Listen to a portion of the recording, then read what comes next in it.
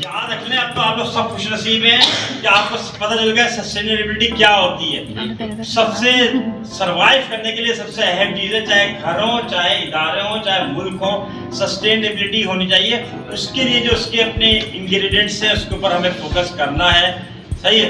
और ये सबसे अच्छी चीज़ है। और आप बड़ी अच्छी चीज़ है कि वो बयाना रवि जो है ना वो आधी मईशत होती है, तो आप उसको ज़रा देखें कि बयाना रवि के साथ जो है ना चीज़ों को लेके चले, इसकी कॉस्ट के ऊपर सारा हम ख्याल रखें, ठीक है जनाब।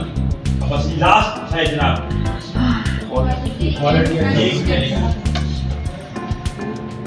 जी, 2 बस स्लाइड्स और रही है, फिर आगे छुट्टियाँ। The product should meet quality standards and the concept in the quality ensuring that it can satisfy market expectations and maintain consumer trust.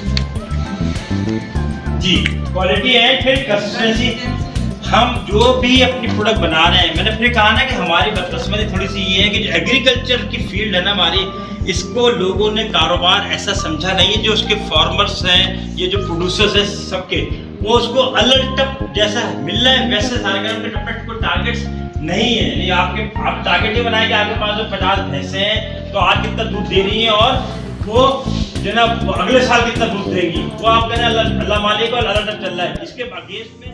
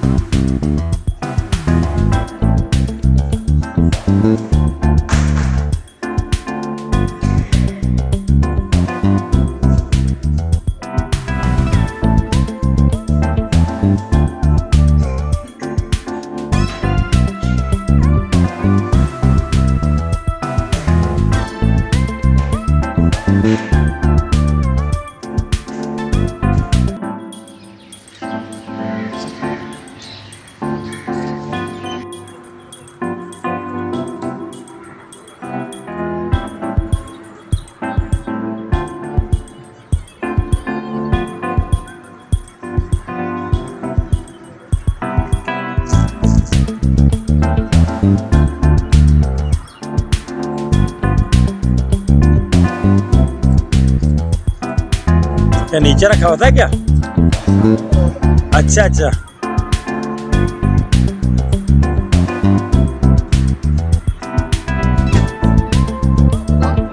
नहीं आप स्टार्ट करें, मैं आया।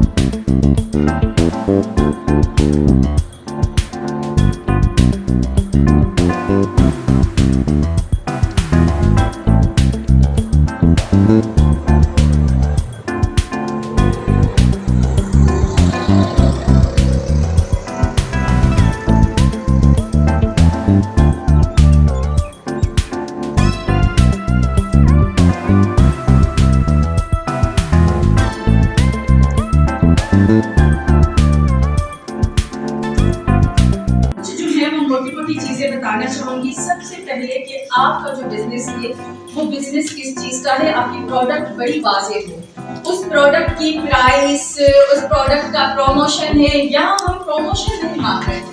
हमें पता है ये ऑलरेडी जबरदस्त काम कर चुके हैं, इन्हें पता है, इन्होंने अपने बिजनेस में लॉसेस को भी फेस किया है, प्रॉफिट भी देखे हैं, तो ये सारे स्टेज से ये गुजर कर आया हुआ है।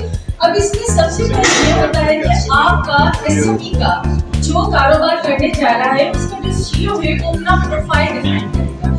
वो कब से ये कारोबार कर रहा है, उसको कितने साल हुए, उसके बाद उसके ऑन रेट में एग्री बिजनेस की बात कर रहे हैं, उसके बाद उसकी अपनी ऑन फार्मिंग लैंड कितने एकड़ है और कितने एकड़ पर उसने बनाना को जो है वो उगाया हुआ है और कितने एकड़ पर उसने मैंगो को उगाया हुआ है।